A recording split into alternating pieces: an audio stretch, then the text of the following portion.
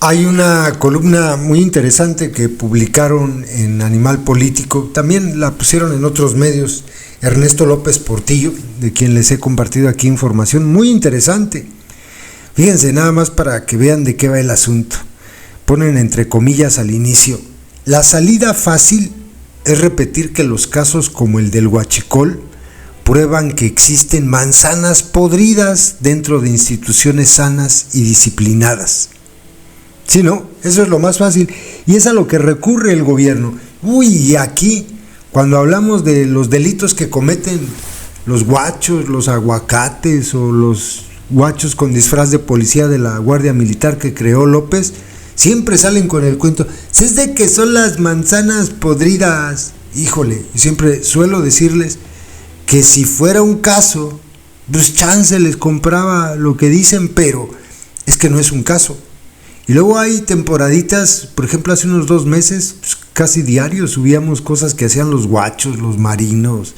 O sea, la realidad es otra, la realidad es que las instituciones están podridas. Fíjense lo que dice Ernesto López Portillo, el título de su columna es Sistema Político, Descomposición Policial y Militar, una lectura inversa de la disciplina. Debemos asumir la realidad y utilizarla para aprender. El escándalo de corrupción pública, civil y militar, vinculada a redes criminales dentro del mundo empresarial y de la delincuencia organizada, comúnmente denominado huachicol, debería llevarnos, en términos de conocimiento, a confirmar y renovar hipótesis. En lugar de describir el país que decimos que somos, tendríamos que entender mejor el país en el que realmente vivimos. Es la narrativa del gobierno, ¿no? Hoy vivimos en un Disneyland. Desde hace muchos años he impulsado discusiones sobre la corrupción, no desde la lógica de lo que se hace contra la ley, sino desde una mirada que intenta comprender cómo se utiliza la corrupción. Aquí la defino como la extracción ilegal de recursos públicos para obtener beneficios privados. Después de haber trabajado tanto en el sector público como en espacios del sector privado, llegué a una conclusión contundente: todo discurso que promete acabar la corrupción carece de fundamento empírico. O sea, no lo han hecho, no lo han aplicado. Lo aprendido me parece bastante claro. En nuestra convivencia social, la apropiación de bienes públicos para fines privados se percibe principalmente como una oportunidad disponible para quien tenga el acceso necesario. No se trata de hechos aislados, sino de un fenómeno estructural y sistémico. Las normas y prácticas que nos organizan parecen cerrar el paso a las desviaciones únicamente en lo formal, pero no en lo real.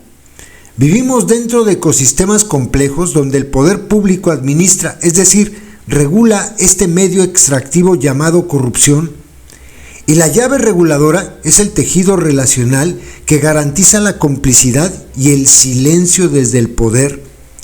Son redes extractivas de recursos públicos instaladas en el poder público y siempre lo han sido. Las personas que podrían beneficiarse de esos accesos porque están en posición habilitante de la oportunidad y no lo hacen, son excepciones. Y cuando intentan resistirse e incluso empujar cambios que cierren estas oportunidades, terminan exhaustas ante las barreras políticas que lo impiden o son expulsadas a la manera de anticuerpos débiles. Qué buena forma de describirlo. O le entras al delito o sales expulsado del grupo de poder.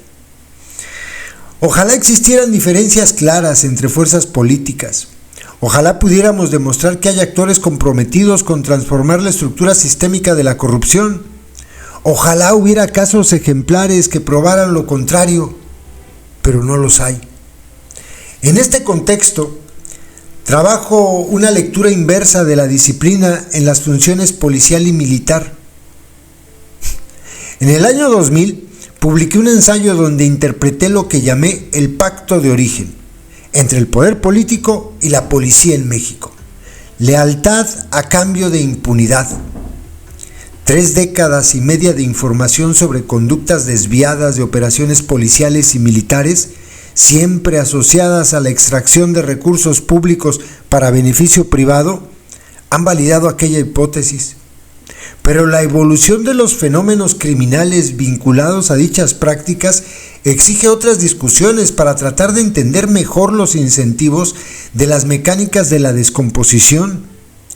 Uno de los términos favoritos de la clase política para opinar sobre las instituciones policiales y militares, muchas veces sin la menor idea sobre su real funcionamiento, es la palabra disciplina, entendida como garantía de obediencia y cumplimiento de normas. En la inmensa mayoría de mis conversaciones con personas que ejercen o aspiran a cargos públicos, esta garantía se percibe como la mejor solución disponible. Y dado que las Fuerzas Armadas se fundan en una doctrina que coloca la disciplina como principio esencial, muchos asumen que más disciplina equivale a mejor desempeño en tareas policiales, especialmente frente al evidente debilitamiento de las policías civiles. Pero el tiempo nos obliga a replantear esa idea. Ahora que México exhibe abiertamente negocios criminales monumentales, al parecer dirigidos también por personas formadas en la disciplina militar, como históricamente ha ocurrido con la participación de la policía en redes de complicidad con la clase política y el sector empresarial, es oportuno revisar qué entendemos realmente por disciplina. Sabemos al menos lo que no necesariamente garantiza: respeto a la ley. Y podemos ir más lejos. La disciplina puede alojar comportamientos conformes y contrarios a la ley al mismo tiempo. Y así parece la lectura inversa de la disciplina, no como palanca que habilita conductas acorde a la ley, sino al revés, como andamiaje de lealtades en contextos institucionales rotos. ¡Puta, qué fuerte esto!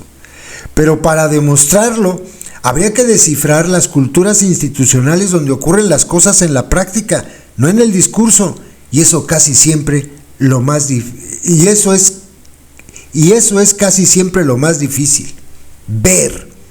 Me refiero a observar aquello que se esconde detrás de relatos que una y mil veces nos aseguran que lo que realmente sucede es la imposibilidad inconfesable de desobedecer órdenes ilegales.